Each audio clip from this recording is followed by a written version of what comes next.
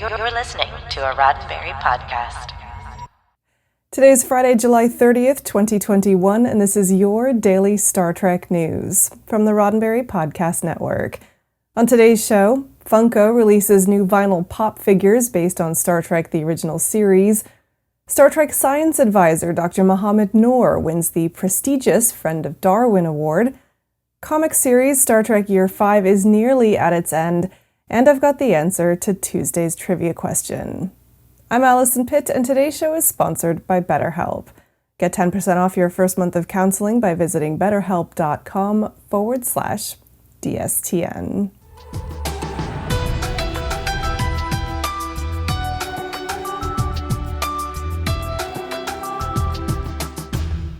Toy maker Funko has released several new pop vinyl figures featuring Star Trek the original series, including several Mirror Universe characters and fan favorites such as Khan and the Gorn. New vinyl figures along with a selection of Pop TOS-themed t-shirts are now available for purchase. News of their release came to us by way of an updated report from the Trek Collective. New additions to the TOS set include vinyl figures of Captain Kirk seated in the captain's chair, Khan, the Gorn, and Spock with cat. That's Spock, obviously, holding Isis the cat, as seen in the episode Assignment Earth.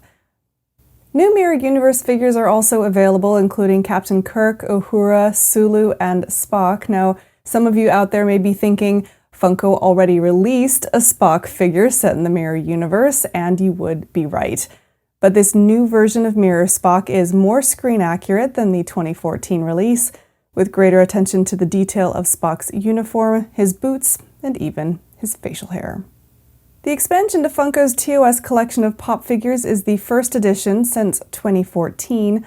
More than doubling the size of the collection, the new figures bring the total number of TOS pieces to 15.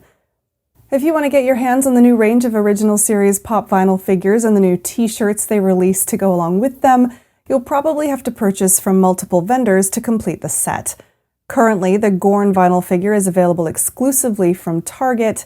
Meanwhile, the TOS pop t-shirts and the Spock with cat figure are only available for purchase through Funko. All the remaining pieces from the summer release are available from our affiliate partner, Entertainment Earth.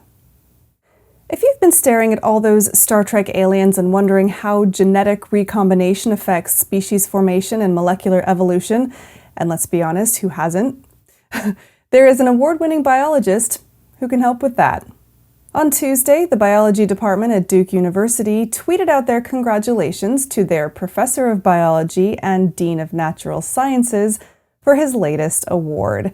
Dr. Mohamed Noor, a friend of this show, is known to Star Trek fans as a series science consultant, host of the YouTube channel BioTrekkie Explains, and author of the book Live Long and Evolve: What Star Trek Can Teach Us About Evolution, Genetics, and Life on Other Worlds.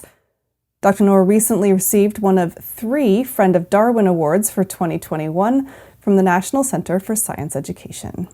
NCSE's Executive Director Anne Reed said, "The Friends of Darwin for 2021 have tirelessly promoted the cause of evolution education, and Dr. Noor has done so through his use of Star Trek to teach evolution concepts, as well as through his popular open online course."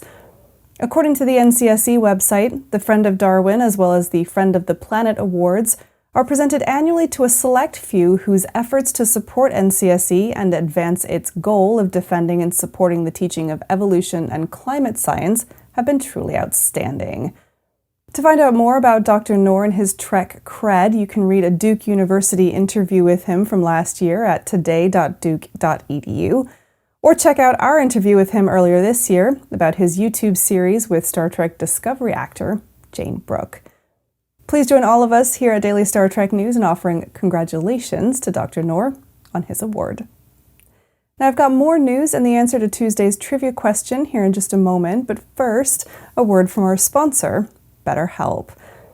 If you've been putting off seeing a counselor because of financial concerns, then you should take a few minutes to look into BetterHelp. Their professional counseling services are more affordable than traditional offline counseling, and financial aid is available. Plus, with a system that matches licensed counselors to your needs and makes it easy to change if you need to, you can be assured that your time and your money will be used effectively. That's something you can't always guarantee with in-person therapy. I want you to start living a happier life today. And as a daily Star Trek news listener, you can get 10% off your first month of counseling by visiting betterhelp.com/DSTN. Join over 1 million people who have taken charge of their mental health. Again, that's BetterHelp, HELP.com/DSTN. As all fans of Star Trek the original series know, the 5-year mission of the USS Enterprise was cut tragically short when the series was canceled by NBC after just 3 seasons in 1969.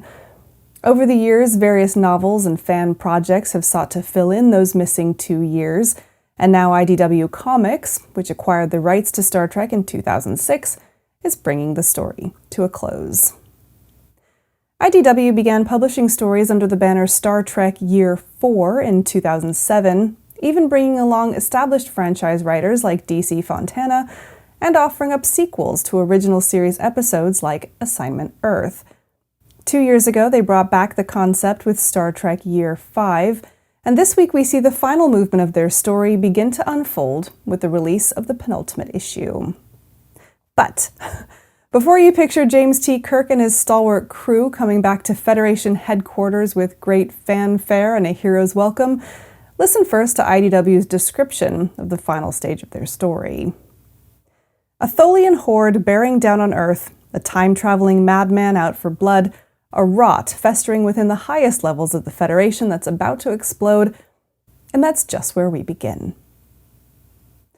The story will conclude with issue number 24 in September, and according to TrekMovie.com, it'll be followed up by an oversized epilogue with the 25th issue later this year. You can purchase Star Trek Year 5's latest issue at Amazon.com, or you can read it on your mobile device through the digital comic service Comixology at Comixology.com. Or better yet, head down to your local comic book store and grab a copy there. And now, finally, it's the answer to this week's Trek Trivia. On Tuesday, I asked you, during the first conference for the Coalition of Planets, against whom did the Tellarites propose an embargo, who rejected the embargo, and why? The answer?